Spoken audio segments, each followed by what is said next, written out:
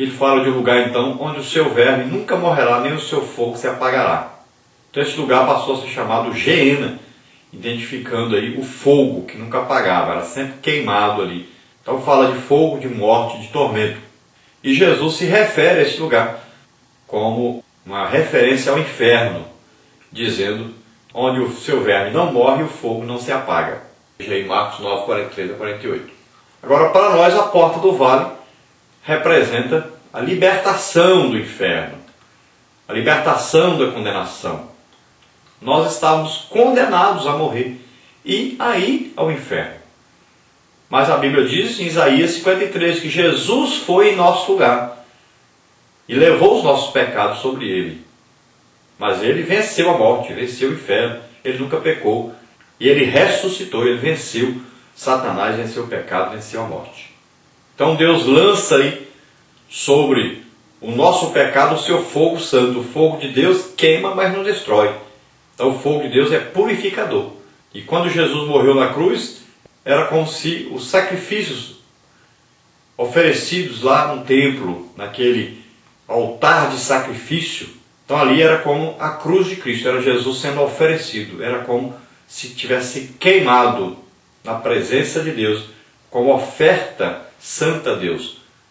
Então subiu o cheiro suave a Deus, como oferta pelo nosso pecado. Então essa porta, ela deve ser fechada para o inimigo, para o fogo inimigo, e aberta para o fogo de Deus, para a presença do Espírito Santo em nós, para sempre a certeza de salvação. Depois, número 5, aí a porta do monturo, Neemias 3,14. É a porta da remoção do lixo. Então essa é a porta pela qual o lixo da alma deve ser removido. Ela deve estar sempre aberta ao Espírito Santo, para que todo o lixo acumulado seja jogado fora e nenhum outro volte a entrar. Então o crente muitas vezes pode ter um lixo aí dentro. É preciso jogar fora esse lixo. Então essa porta deve ser aberta para jogar fora o lixo que está dentro. E nunca ser aberta para trazer o lixo de fora para dentro. Então o fruto do Espírito deve ser mantido. A porta é aberta para entrar. O fruto do Espírito, as suas qualidades. Agora, sempre quando houver então aí as obras da carne, essas obras da carne devem ser expulsas por essa porta. É porta do lixo, joga fora as obras da carne. Depois nós temos aí a porta da fonte, Neemias 3,15. Então, tem o significado aí do Espírito Santo. Fonte fala de águas que correm. Um dos símbolos do Espírito Santo na Bíblia é a água. Esta é a porta do Espírito Santo. É o Espírito Santo que opera em nós a obra da regeneração. Então ele foi dado como outro ajudador, como consolador. E Jesus declara, e eu rogarei ao Pai, e ele nos dará outro consolador, conselheiro, ajudador, intercessor, advogado, fortalecedor, auxiliador. E ele diz, olha, para que fique convosco para sempre. Agora, para que ele fique em nós, para que ele opere em nós essa obra maravilhosa, é preciso que lhe abramos a porta. É preciso que nós lhe demos permissão para isso. A porta da fonte também fala para nós do batismo com o Espírito Santo, dessa necessidade do batismo com o Espírito Santo, dessa necessidade de maior comunhão e intimidade com o Espírito Santo. Também nos fala dos dons espirituais, tantas maravilhas que Deus tem a fazer através de nós e que muitas vezes nós negligenciamos, nós não desejamos e passamos uma vida cristã sem graça, sem alegria, uma vida cristã sem ajudar as outras pessoas. Então recebamos e bebamos dessa fonte. É o Espírito Santo que nos convenceu do pecado, da justiça e do juízo. É o Espírito Santo que nos introduziu no corpo de Cristo. E é também o Espírito Santo que nos capacita, nos equipa para fazermos a obra de Deus. É o Espírito Santo também que vem nos ajudar na oração, na comunicação com Deus, na intercessão. Então o Espírito Santo está presente em toda a nossa vida. Ele conhece todos os nossos segredos, nossas intenções. Ele está aí morando em nós. É o nosso companheiro, nosso amigo íntimo. Aprenda a conversar com o Espírito Santo e aprenda a ouvir o Espírito Santo. Depois nós temos 7 aí, a porta do cárcere, que é livre de prisões. Neemias 3, 25. Aqui se fala então do átrio ou pátio do cárcere ou prisão. Esse é o lugar onde as nossas prisões devem ser quebradas. Há muitas prisões na nossa vida que devem ser relaxadas. Então existe aí prisão de medo, de depressão, de falta de perdão, de amargura e tantas outras prisões que estão em nossa vida e que nós temos que abrir as portas, expulsar essas prisões da nossa vida. E nós devemos, aí nessa porta, dar lugar a sermos libertos. Tudo que tem um poder de domínio, de fascínio sobre nós, é uma prisão. Tudo que nos leva a dar maior valor às coisas materiais do que às espirituais é um tipo de prisão. E nós devemos, então, ficar livres dessa prisão. Sermos libertos. Olha, Paulo diz em Gálatas 5, para a liberdade Cristo nos libertou. Permanecei, pois, firmes e não vos dobreis novamente a um jugo de escravidão. E a Bíblia nos declara, olha, conhecereis a verdade e a verdade vos libertará. Então temos que conhecer a verdade, lendo a palavra de Deus, tendo comunhão com Deus. Depois vem aí a porta das águas, Neemias 3,26, a palavra de Deus. Esta é a porta então da palavra. Paulo falando sobre Jesus e a igreja diz, tendo-a purificado com a lavagem da água pela palavra. Então a água da palavra de Deus nos lava, mas a água da palavra estranha joga lama sobre nós. Então a porta das águas deve ser aberta para a palavra de Deus, a Bíblia, e fechada para as heresias, para as falsas doutrinas que tentam de toda maneira invadir nossa vida, nossa igreja. Então devemos sempre estar estudando a palavra de Deus, devemos sempre descobrir o que a palavra de Deus diz sobre todos os assuntos, sobre todas as áreas, para que nós possamos combater e não abrir a porta para as heresias, para os falsos ensinos, para os falsos mestres. Tranquemos a porta para essas coisas e abramos essa porta para a revelação de Deus, da sua palavra na nossa vida.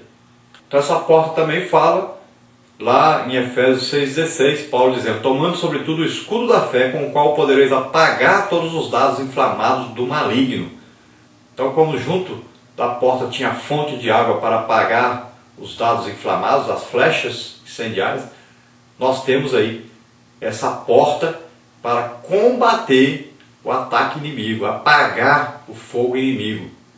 O fogo de Deus é que deve permanecer aceso e o fogo do inimigo deve ser apagado. Então lembre-se que a porta é das águas. Jesus diz, dentro de vós correrá um rio de águas vivas. Nós precisamos dessa água viva. Precisamos de colocar essas águas para correrem. Como é que faz para essa água nunca secar? É mantermos a vida de comunhão com o Espírito Santo. Então é um rio. E a água vai brotando, vai correndo. E vai abençoando por onde passa. A água do rio, na beirada do rio, sempre há vida. Há árvores, plantas, né? Há vida. Os animais vêm ali beber. Nós aproveitamos dessa água para beber. Então é uma bênção o rio. Qualquer lugar que tem um rio é uma bênção. Então nós devemos ser assim. Levar as águas de Deus, levar a bênção de Deus por toda parte. Depois nós temos aí número 9, a porta dos cavalos. Neemias 3,28, que fala para nós aí, livres de cargas. Então os cavalos eram um meio de transporte, levavam cargas, pesos. Em nossa vida essa porta fala do lugar onde passam aí os fardos. Ela deve estar aberta para Jesus.